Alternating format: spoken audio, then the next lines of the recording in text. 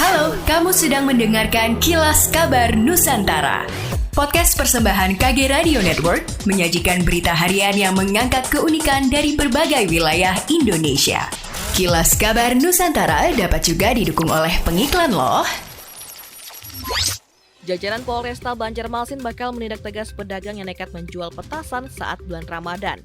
Ditegaskan Kapolresta Banjarmasin Sabana Atmojo Martosumito, larangan petasan sudah jelas diatur dalam undang-undang, sehingga wajar jika petugasnya mengamankan oknum warga yang kedapatan menjual atau memainkan petasan, namun akan tetap dilakukan secara humanis.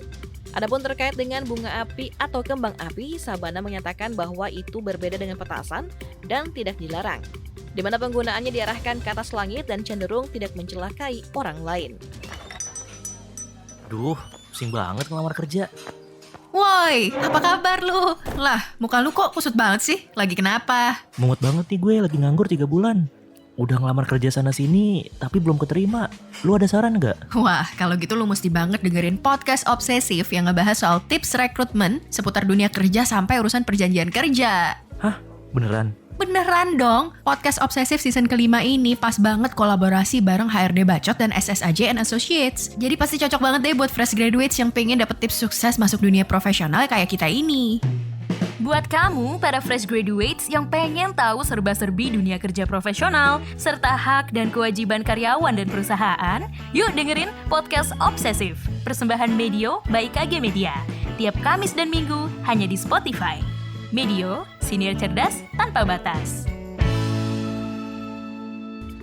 Pemerintah Provinsi DKI Jakarta tengah mengkaji opsi untuk memperluas kebijakan pembatasan kendaraan dengan mekanisme ganjil genap. Hal ini dilakukan karena kondisi kemacetan di ibu kota belakangan makin parah setelah adanya pelonggaran aktivitas pasca menurunnya kasus COVID-19. Wakil Gubernur DKI Jakarta, Ahmad Riza Patria, tak menampik bahwa kemacetan di ibu kota meningkat belakangan ini. Beliau menyebut kemacetan yang terjadi tidak terlepas dari pelonggaran kegiatan selama pemberlakuan pembatasan kegiatan masyarakat level 2. Setelah evaluasi, kemudian Dishub akan menentukan apakah perluasan kawasan ganjil genap diperlukan dan ruas jalan mana saja yang akan diterapkan ganjil genap.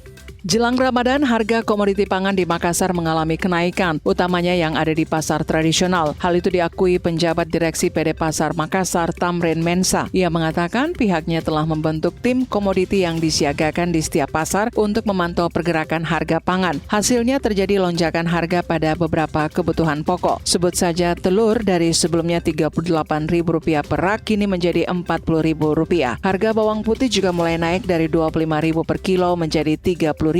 Sedangkan minyak goreng hingga kini harganya masih belum normal. Meski demikian, kenaikan harga pangan tersebut tidak mempengaruhi kunjungan masyarakat ke pasar. Sementara analis perdagangan Dinas Perdagangan Kota Makassar, Catur Bayu Prabowo, menyebut kenaikan kebutuhan pokok menjelang Ramadan maupun Hari Raya adalah hal yang wajar. Hal itu terjadi hampir di setiap tahun. Namun menurutnya, kenaikan harga sembako kali ini disebabkan rantai pasok distribusi terganggu akibat kelangkaan solar. Ada beberapa komoditi yang dipasok dari daerah menggunakan truk berbahan bakar solar. Meski begitu, pihaknya bersama stakeholder terkait terus menjaga agar kenaikan harga tidak meroket. Apalagi jika dibandingkan dengan kondisi global, inflasi Indonesia khususnya Makassar tergolong cukup terkendali. Demikianlah Kilas Kabar Nusantara malam ini.